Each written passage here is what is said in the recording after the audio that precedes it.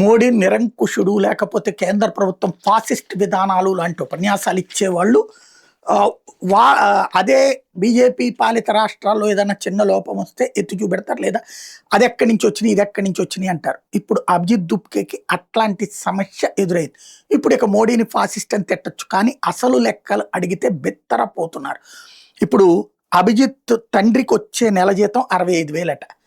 మరి నెలకు 65,000 జీతం వస్తున్నప్పుడు దగ్గరగా 25 లక్షలు ఏడాదికి ఖర్చు పెట్టి అభిజిత్ దుప్కేని ఎలా చదివించారు అన్నటువంటిది ఇప్పుడు పోలీస్ కంప్లైంట్ పెట్టారు వాళ్ళ తండ్రి మీద.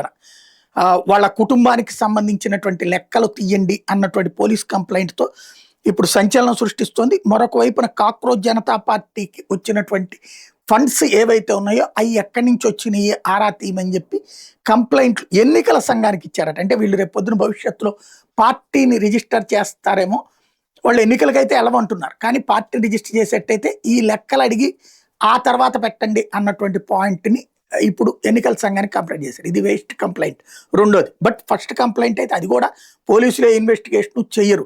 యాక్చువల్గా ఏ ఈడీనో సిబిఐనో ఇన్వెస్టిగేట్ చేస్తే అదిగో మమ్మల్ని వేధించారని చెప్పుకోవడానికి వీళ్ళకి ఉపయోగపడుతుంది.